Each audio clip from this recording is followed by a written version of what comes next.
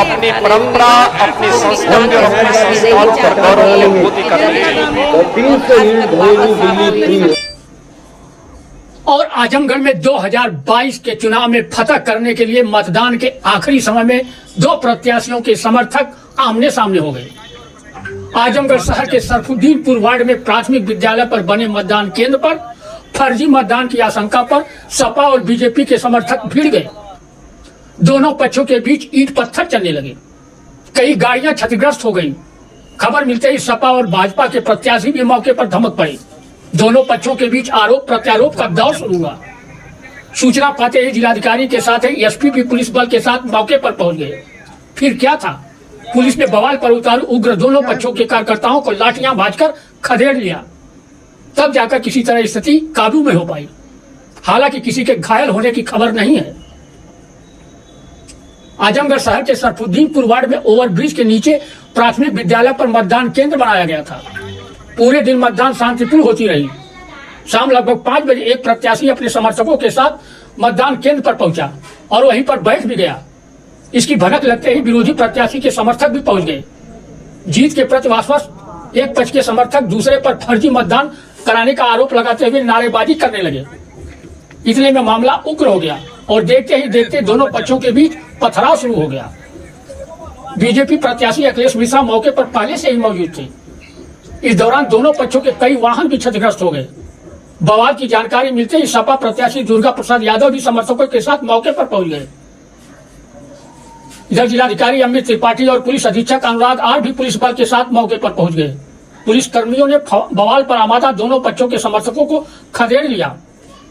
अधिकारियों के समक्ष दोनों प्रत्याशी एक दूसरे पर हमला करने का आरोप भी लगाते रहे। इस दौरान वरिष्ठ अधिकारियों ने दोनों पक्षों को कड़ी हिदायत देते हुए मौके से बहिरंग वापस जाने को कहा। बवाल को देखते हुए मतदान की प्रक्रिया भी कुछ समय के लिए ठप रही।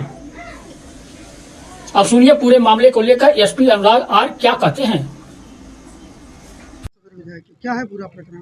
सरफुद्दीनपुर बूथ है सदर विधानसभा का। पुलिस को यहाँ सूचना मिली थी कि दोनों प्रत्याशी जो सदर विधानसभा के हैं वो आमने सामने आ गए हैं।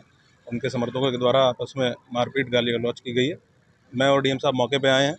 शांति व्यवस्था कायम है। पोलिंग का समय है वो ख़त्म हो चुका है और मौके पे कोई भीड़भाड़ किसी प्रकार की नहीं है। इस पूरे मामले की जांच कराई जा रही है। वीडियोस भी हमारे पास कुछ हैं जिनके आधार पर आइडेंटिफाई कराया जा रहा है कि दोनों प्रत्याशियों के साथ कौन कौन उनके समर्थक थे, किस प्रकार से उनके द्वारा क्या घटना कारित की गई। जो भी इसमें शामिल होंगे पुलिस एफआईआर दर्ज करेगी और कठोर कार्रवाई करेगी। सभी को गिरफ्तार करके जेल भेजा जाएगा। भाजपा प्रत्याशी का आरोप है कि फर्जी मतदान डाला गया था और मैंने रोकने की कोशिश की, तो ऐसे में घटना हुई। क्या सत्यता सामने आई? अब ये आरोप प्रत्यारोप तो आपस में एक दूसरे के ऊपर जो भी लगा रहे होंगे। पुलिस का जो काम है, प्रशासन का जो काम है, शांति व्यवस्था इंश्योर करना। कहीं कोई फर्जी वोटिंग मतदान की कोई सूचना, सत्यापित सूचना नहीं थी।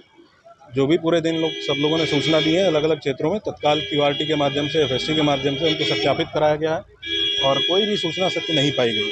किन परिस्थितियों में ये दोनों आमने सामने आए और किन परिस्थितियों में आपस में मारपीट की गई या इनके समर्थकों में आपस में मारपीट की गई, उसमें हम गहराई से जाएंगे और बहुत मजबूत धाराओं में एफआईआर दर्ज करते हुए, क्योंकि ये पोलिंग बूथ के आसपास की घटना है, तो बहुत मजबूत धाराओं में एफआईआर दर्ज करेंगे और बहुत कठोर कार्रवाई सुनिश्चित करेंगे। अच्छा सर, क्या आप अभी जो लोग वोट डालने हैं वो भी प्रभावित हुआ है?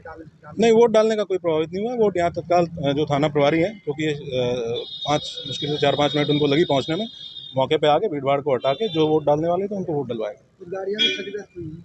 अब ये देखेंगे दोनों तरफ से जो भी तहरीर हम लोगों को प्राप्त होगी। ये सही बात है कि आपस में एक दूसरे की गाड़ियों में इनके द्वारा मारपीट की ईंट पत्थर चलाया गया है, तो उसके संबंध में भी एफआईआर दर्ज करके कठोर कार्रवाई करेंगे।